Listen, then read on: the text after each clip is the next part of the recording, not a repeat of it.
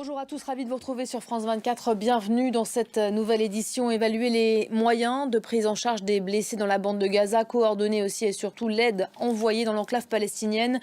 Voilà les principaux enjeux de cette conférence humanitaire internationale organisée ce matin à Paris. Voilà, on va retrouver tout de suite sur place notre envoyé spécial Karim Yayaoui qui suit pour nous ces débats, cette conférence. Karim Yayaoui, bonjour. On a donc écouté il y a quelques instants les premières prises de parole, Philippe Lazzarini, Martin Griffiths également, et puis le chef de l'État, bien sûr, Emmanuel Macron, qu'on vient d'entendre en substance. L'enjeu de cette journée, il est double pour le président français. Un double enjeu pour Emmanuel Macron. Merci beaucoup Karim Yayaoui, qu'on aura l'occasion de retrouver puisque cette conférence ne fait que commencer. Les débats se poursuivent. Bruno Darou, bonjour. On a donc suivi ensemble l'ouverture du sommet avec ses premières prises de parole. Karim nous rappelait le double enjeu pour le chef de l'État à tenir cette conférence qu'il a souhaité et qu'il a fait monter quand même en une semaine seulement. Il y a des présents, des absents aussi dont on parle beaucoup aujourd'hui. Israël en premier lieu, forcément. C'est un rendez-vous à risque, mais on imagine que ça a été quand même bien mesuré par l'Élysée.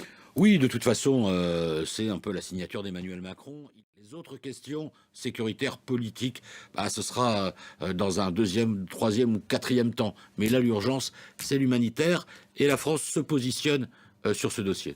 Pause humanitaire suivie peut-être, et on le voit bien, il œuvre en ce sens. Emmanuel Macron, un cessez-le-feu à terme, ce que refuse toujours Benyamin Netanyahou, le Premier ministre israélien, qui l'a de nouveau exclu hier soir. Pas de cessez-le-feu sans la libération des 239 otages, toujours aux mains du Hamas depuis le 7 octobre. Une source proche du mouvement islamiste à Gaza faisait savoir hier que des négociations étaient en cours, menées par le Qatar, négociations pour la libération d'une douzaine d'otages. Pour le moment, en tout cas, ces échanges semblent totalement bloqués. On fait le point en images, regardez.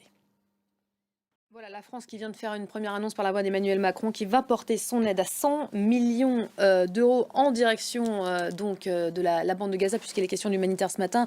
Un dernier mot, Bruno, sur cette notion de cessez-le-feu, de pause humanitaire.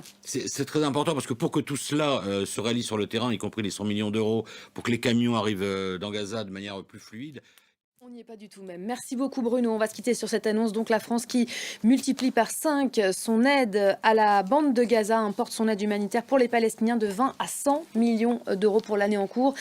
On va se quitter là-dessus. Fin de ce journal. Restez avec nous. D'autres infos tout de suite sur nos antennes.